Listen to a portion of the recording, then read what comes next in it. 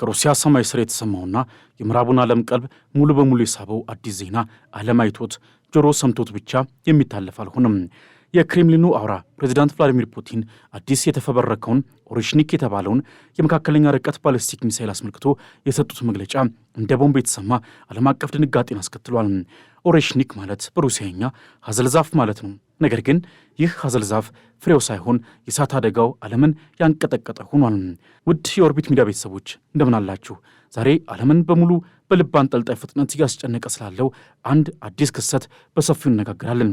በዚህ ሰፊ ትንታኔያችን ይህ ሚሳይል ምን ማለት እንደሆነ፣ የፑቲንን ስትራቴጂያዊ ዓላማ፣ ሚሳይሉ በዩክሬን ላይ የተካሄደበትን የእሳት ጥምቀትና ከዚህም በላይ በቤላሩስ ሊሰፍር መታቀዱ ለአውሮፓና ለኔቶ ሀገራት ምን አይነት የጣር እንጉርጉሮ ይዞ እንደመጣ በጥልቀት እንመለከታለን። አብራችሁን ቆዩ። ቻናላችንን ሰብስክራይብ በማድረግ ቤተሰብ ይሁኑ።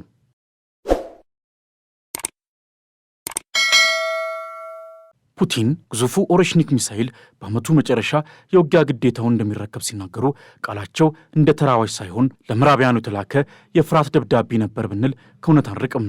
የሩሲያ ቀንደኛ አጋር በሆነችውና በኔቶ አፍንጫ ስር ባለችው ቤላሩስ ይህንን ግዙፍ የጦር መሳሪያ እንዲተከል ቭላዲሚር ፑቲን ማዘዛቸው የኔቶ ሀገራትን በእጅጉ አፍረክርኳል።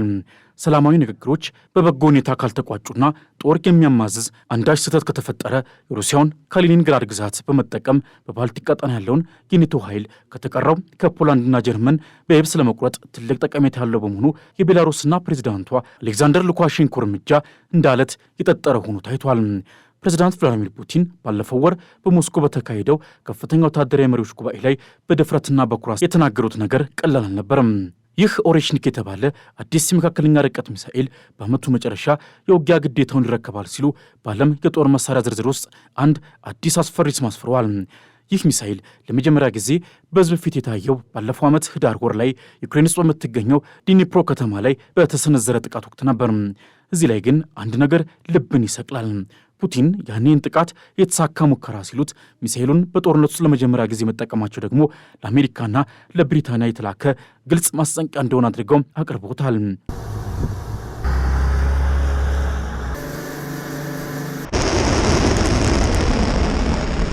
ማስጠንቀቂያው ምን ነበር? እናንተ ሩሲያ ውስጥ ጥልቀት ያለው ጥቃት ለመሰንዘር የሚያስችሉ ረጅም ርቀት ያላቸው መሳሪያዎችን ለዩክሬን ልትሰጡ እያሰባችሁ ከሆነ እኛም ምላሽ መስጫ ኃይላችንን ይፋ እናደርጋለን የሚል ነበር። አሳብ ማጥመድ ሐይቁ አይጎድልም እንደሚባለው የጦር መሳሪያዎችን ማምረትና ማስረከብ አሜሪካና ምዕራባውያንን የጦር ፍላጎት እንዲያቆሙ አላደረጋቸውም። ይልቁንም ሩሲያም ላጸፋው በደንብ እየተዘጋጀች መሆኑን ማሳያዋ ይኸው ኦሬሽኒክ ሆኗል። ይህን ሚሳኤል ክልሎች የሚለየው ደግሞ ፑቲን የሰጡት ምስክርነት ነው። ባለፈው ወር ፑቲን የዚህን ሚሳኤል አጥፊ ኃይል ከኒውክሌር መሳሪያ ጋር የሚወዳደር ሲሉ የገለጹት ሲሆን ከዚህም በላይ መጥለፍ አይቻልም ብለው በድፍረት ተናግረዋል። የውሃ ሽታ ከሩቅ አይታወቅም ቢባልም የዚህ ሚሳኤል የፍጥነትና የአጥፊነት ሽታ ግን ሩቅ ተጉዟል። ይህን ሚሳኤል መጥለፍ አይቻልም የሚለው የፑቲን ቃል በምዕራባውያን ወታደራዊ ባለሙያዎች ዘንድ ጥርጣሬን ቢፈጥርም ሃይፐርሶኒክ ተብሎ የሚጠራው ከፍተኛ ፍጥነቱና የመንቀሳቀስ ችሎታው ግን የመከላከያ አቅሙን መፈተኑ አይቀርም። እንደ ሮይተርስና ሲኤንኤን ያሉ የመገናኛ ብዙሃን ዘገባዎች እንደሚጠቁሙት የሃይፐርሶኒክ ሚሳኤሎች ፍጥነት ከድምፅ ፍጥነት ከብዙ እጥፍ በላይ በመሆኑ ነባሮቹ የአገር መከላከያ ስርዓቶችን ለመለየት ለመከታተልና ለመጥለፍ እጅግ በጣም ይቸግራሉ። ይህ ደግሞ ለአሜሪካና ለኔቶ የጸጥታ ስትራቴጂ የራስ ምታት ሆኖባቸዋል። የጉዳዩ ጥልቀት የሚያቆመው በሩሲያ ብቻ አይደለም። ጂኦፖለቲካዊ ቼዝ ጨዋታ ወደ ምዕራብ ማፍጥጧል። የቤላሩስ ጦር በአጭር ጊዜ ውስጥ የሩሲያን ኦሬሽኒክ ሚሳይል ይታጠቃል ሲሉ የነበሩት የቤላሩስ ፕሬዚዳንት አሌክዛንደር ሉካሼንኮ የሩሲያ ቁልፍ አጋርና የቅርብ ጎረቤት በመሆናቸው ሚሳይሉ ወደ ሀገራቸው መግባቱ አይቀሬ ሆኗል። ሉካሼንኮ ራሳቸው ባለፈው ወር ኦሬሽኒክ እስከ 2025 መጨረሻ ድረስ ወደ ቤላሩስ የውጊያ ግዴታ ለመግባት ዝግጁ እንደሚሆን ተናግረዋል። በዚህም ፑቲንና እሳቸው በቮልጎግራድ ባደረጉት ስብሰባ ስምምነት ላይ መድረሳቸውን ገልጸዋል። ይህ ደግሞ ሚስጥር በውሃ ውስጥ አያልፍም እንደሚባለው ለኔቶ ሀገራት የልብ ትርታ እንዲጨምር አድርጓል። ቤላሩስ ከዩክሬንና ከኔቶ አባላት ጋር ትዋስናለች። ሚሳኤሉ በቤላሩስ መሬት ላይ መቆሙ በቀጥታ በፖላንድ በሊቱዌኒያና በሌሎች የአውሮፓ ሀገራት ላይ ስጋትን ይፈጥራል። የኦሬሽኒክ የ5000 ኪሎ ሜትር ያህል ገደማ የጥቃት ርቀት ከግምት ውስጥ ሲገባ ሚሳኤሉ ከአውሮፓ እምብርት ውስጥ አብዛኞቹን የኔቶ ሀገራት ኢላማ ማድረግ እንደሚችል መገመት አያስቸግርም። ይህ የሩሲያ እርምጃ በኔቶና በምስራቅ አውሮፓ ሀገራት ዘንድ እንደ ግልጽ ማስፈራሪያ ብቻ ሳይሆን የጦርነት አቅምን የማስፋፋት ተግባር ተደርጎ ተቆጥሯል። የቢቢሲና የኒውዮርክ ታይምስ ዘገባዎች እንደሚያመለክቱት የቤላሩስ ሚና የሩሲያን የጂኦፖለቲካዊ እጅ ያሰፋል። በ1987 የተፈረመውን የመካከለኛ ርቀት የኒኩለር ኃይሎች ስምምነት መንፈስ የሚጻረር አዲስ የጦር መሳሪያ ውድድርን ያቀጣጥላል ተብሎም ይታሰባል። ሉካሼንኮ የሚሳኤሉን ሞዴል በቢሮአቸው ውስጥ ለይፋ ማሳያ ማቅረባቸው ደግሞ የፖለቲካ ድራማ ነበር። አጋርነታቸውንና ከምዕራቡ ዓለም ጋር ለመጋፈጥ ያላቸውን ቁርጠኝነት ያሳዩበትን መንገድ ነበር። የሚያልፍ ክረምት የለም ቢባልም ይህ የሩሲያና የቤላሩስ ወታደራዊ ትብብር የፈጠረው ክረምት ግን ለኔቶ ሀገራት ለመሸከም የሚከብድ ሆኗል። የአህጉሩ አቋራጭ ሚሳኤሎችን ባህሪ እንደተላበሰ የሚነገርለት የሩሲያው ኦሮሽኒክ ሃይፐርሶኒክ ባሊስቲክ ሚሳኤል እጅግ ከፍተኛ የማውደም አቅም ያለው ነው። እንደ ፑቲን ገለጻ ከሆነ ሚሳኤሉ ከ2.5 እስከ 3 ኪሎ ሜትሮችን በሰከንድ በመምዘግዘግ እስከ 3100 ማይል ወይም በ5000 ኪሎ ሜትሮች ርቀት ውስጥ የሚገኝ ማንኛውንም ኢላማ መምታት የሚችል ነው። ይህም ከድምፅ ፍጥነት በ10 እጥፍ የሚልቅ ነው። ሚሳኤሉን ማክሸፍ የሚችል ምንም አይነት ስርዓት የለም ማለታቸው የሚታወስ ሲሆን ፕሬዚዳንት ፑቲን ከወራት በፊት ከ4 ሰዓታት በላይ በፈጀ ዓመታዊ ጋዜጣዊ መግለጫ ወቅት ምዕራቢያን የሩሲያን ኦሮሽኒክ ሚሳኤል የመመከት ብቃት አለን የሚሉ ከሆነ ፈረሱም ያው ሜዳውም ያው ይግጠሙን ሲሉ ጥሪ ማቅረባቸው አይዘነጋም።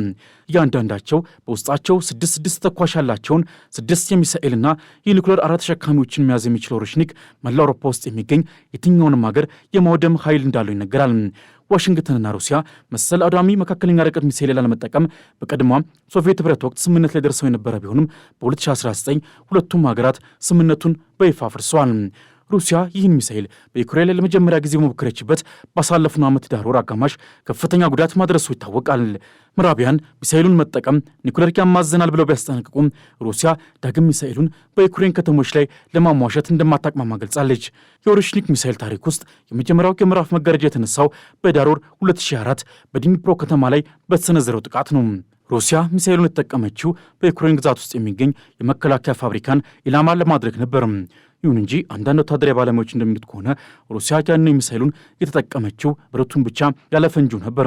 ይህም ዓላማው ኢላማውን ማጥቃት ብቻ ሳይሆን አቅሙን ማሳየት እንደነበረ በግልጽ ያመላክታል። ሩሲያ በብረቱ ብቻ በዩክሬን ላይ ያደረሰችው ጉዳት ሲታይ ደግሞ የዚህ ሚሳኤልን ጥንካሬ ማሳየቷ ያለምን ምላሽ አጠያቂ አድርጎታል። ኦሮሽኒክ ኒኩሌር የመሸከም አቅም ቢኖረውም በዩክሬን ላይ የተሞከረው ግን ያለ ፈንጂ በባዶ የብረት ኃይል ወይም ካይኔቲክ ኢነርጂ ብቻ ነው። ነገር ግን በሚፈጥረው የፍጥነት ግጭት ምክንያት እንደ ትልቅ ቦምብ ወይም እንደ መሬት መንቀጥቀጥ ያለ ጥፋትን አድርሷል። ይህ ሚሳኤል እንደ አሜሪካው ዳርክ ኢግል ተንሸራታች ወይም ግላይድ ቦዲ ብቻ ሳይሆን ወደ ላይ ወጥቶ በከፍተኛ ኃይል የሚወርድ ባለስቲክ ባህሪ ያለው ነገር ግን በመጨረሻው ምዕራፍ ላይ እጅግ ፈጣንና ኢላማውን በብላት የሚመርጥ ነው። የኦሮሽኒክ መልእክት ግልጽ ነው። የትም ብትደበቁ፣ የትኛውም የጥላ ዣንጥላ ብትዘረጉ ይህ የብረት ዝናብ ጣራችሁን ሰብሮ ይገባል የሚል ነው። ኦሮሽኒክ የሚያተኩረው ጉልበትና የስነ ልቦና ጫና ላይ ነው። ብዙ ራሶች ወይም ዋርሄድስ ተሸክሞ መውረዱ ጠላትን ግራ ከማጋባት አልፎ በተመቱ አካባቢ የምጽአት ቀን ስሜትን ይፈጥራል። ኒኩሌር የመሸከም አቅሙ ደግሞ አትንኩኝ የሚል የማስጠንቀቂያ ደወል ነው። ኦሮሽኒክ ከአሜሪካ እጅግ ዘመናዊና ግዙፉ ዳርክ ኢግል ሚሳኤል የሚለየው በአወቃቀሩ ነው። ይህ መካከለኛ ርቀት ተወንጫፊ ወይም ኢንተርሚዲየት ሬንጅ ባሊስቲክ ሚሳኤል ሲሆን አደገኛነቱ የሚመነጨው መልቲፕል ኢንዲፔንደንት ሪኢንትሪ ቬክልስ የተሰኘው ቴክኖሎጂ ስላለው ነው። ይህ ማለት አንድ ሚሳኤል ወደ ሰማይ ከተኮሰ በኋላ ወደ ታች ሲመለስ ለ6 ወይም ከዛ በላይ ለሚሆኑ የብረት ዝናቦች ይከፈላል። ልክ እንደ ርችት ተበትነው ነገር ግን እያንዳንዳቸው የየራሳቸውን ኢላማ ይዘው በሃይፐርሶኒክ ፍጥነት ወይም እስከ 10ና 11 ማይል ይወርዳሉ። ከዚህ ባለፈ የኦሮሽኒክ አስፈሪነት የማይጠለፍ መሆኑ ነው።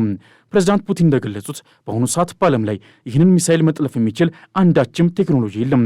በሚወርድበት ጊዜ የሚፈጥረው ሙቀትና ፍጥነት ማንኛውንም የጸረ ሚሳኤል መከላከያ ሰብሮ ይገባል። ይህ በዲኒፕሮ ላይ የተካሄደው ማሳያ ጥቃት የፑቲን ስትራቴጂያዊ አሳሰብ ምን ያህል ጥልቅና አሳሳቢ እንደሆነ የሚያሳይ ነው። ዲኒፕሮን በመምታት ሩሲያ በቀጥታ ለምዕራቡ ዓለም እንዲህ የሚል ልሳን አልባ መልእክት አስተላልፋለች። አሁን በሩቅ ርቀት የሚተኮሱ መሳሪያዎች አሉን። እኛም ብንሆን የዩክሬን ምድርን ብቻ ሳይሆን የእናንተን ፍላጎትና ስጋትም ልንመታ እንችላለን የሚል ነበር። ይህን ተከትሎም የውጭ ፖሊሲ ተንታኞች ሩሲያ የረጅም ርቀት ሚሳኤሎችን በማሰለፍ ምዕራቢያን ለዩክሬን የሚያደርጉትን ወታደራዊ እርዳታ አንዴ እንደገና እንዳስቡበት ለማስገደድ እየሞከረች እንደሆነ ይጠቁማሉ። በዚህ ሁሉ የጦርነት ሰዓት ትንታኔ መካከል የዩክሬኑ ፕሬዝዳንት ቮሎዲሚር ዜሌንስኪ ማስጠንቀቂያ ደወል ደውሏል።